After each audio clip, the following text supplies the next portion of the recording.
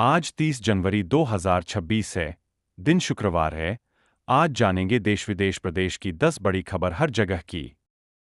और चैनल पर पहली बार देख रहे हैं तो चैनल को सब्सक्राइब कर लीजिएगा कि देश दुनिया का खबर मिलता रहेगा। महिला रोजगार के लिए सरकार 2-2 लाख रुपए देने की प्रोसेस शुरू। नीतीश कैबिनेट में शुक्रवार को महिला रोजगार योजना को लेकर बड़ा फैसला लिया। सरकार ने अब महिलाओं को 2-2 लाख रुपए देने की प्रोसेस शुरू करने जा रही है।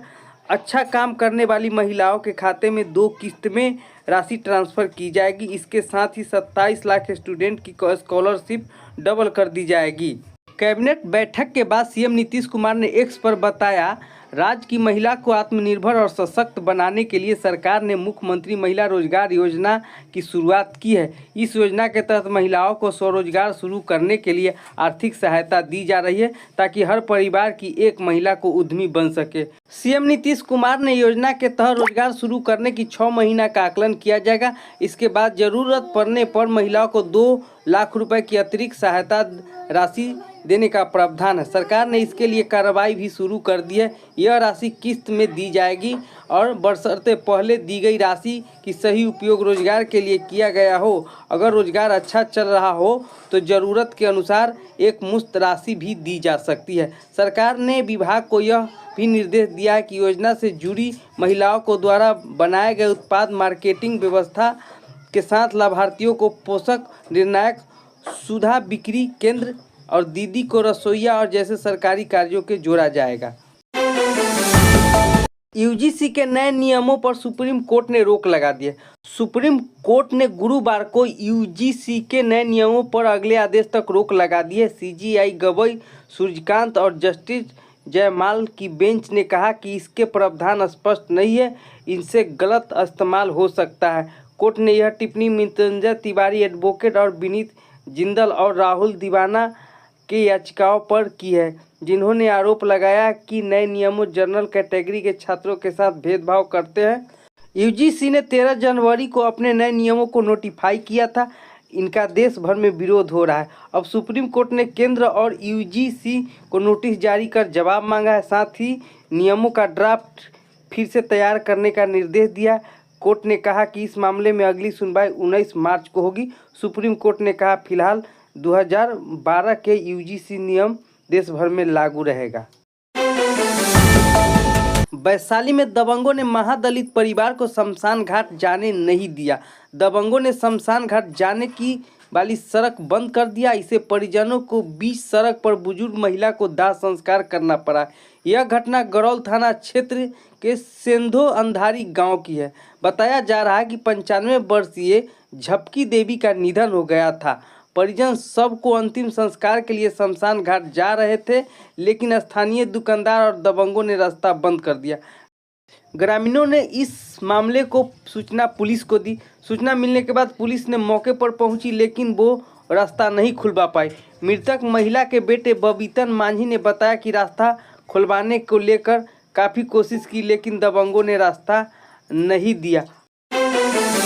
अजीत पवार के निधन के बाद उनकी पत्नी सुनेत्रा पवार को महाराष्ट्र का डिप्टी सीएम बनाया जा सकता है। सूत्रों के मुताबिक प्रफुल्ल पटेल और छगन भुजबल और धनंजय मुंडे और सुनील तटकरे ने सुनेत्रा को मुलाकात की और सुनेत्रा ने फिलहाल राज्यसभा सांसद है और वो अजीत पवार की बारामती सीट से चुनाव लड़ सकती है। इस प्रस्ताव पर एनसीपी नेता सीएम देवेंद्र फडणवीस ने भी मुलाकात करेगी। उधर एनसीपी की पार्टी शरद गुट के विलय हो सकता है। दरअसल में अजीत पवार का बुधवार को बारामती एयरपोर्ट पर प्लेन क्रैश हो जाने से निधन हो गया था। वे 66 साल के थे। मधुपुरा में एक लड़की के साथ गैंग रेप हुआ। लड़की ने पुलिस को बताया कि उसका एक लड़के से अफेयर था। बॉयफ्रेंड ने उसे शादी के लिए बुलाया था। इसी दौरान उसके साथ रेप किया। बॉयफ्रेंड के साथ 4 लड़के वहां मौजूद थे।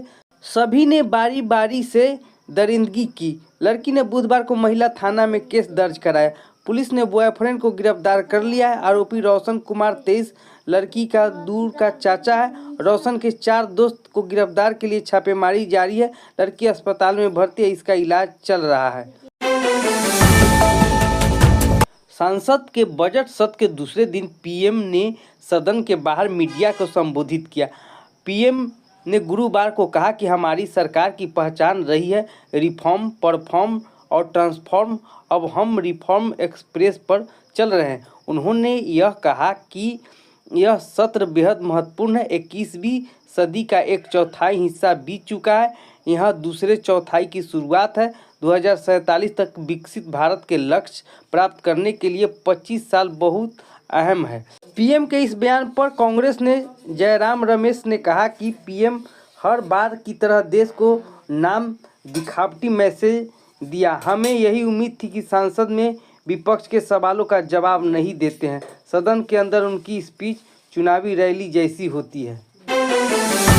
वित्त मंत्री निर्मला सीतारमण ने आज 29 जनवरी को देश का आर्थिक रिपोर्ट कार्ड यानी इकोनॉमी सर्वे लोकसभा में पेश किया।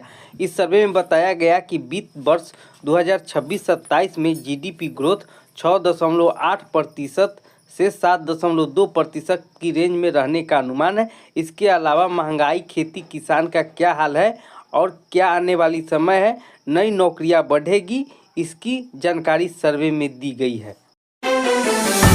सोने चांदी के दाम लगातार चौथे दिन अपने सबसे ऊपरी स्तर पर पहुंच गया है।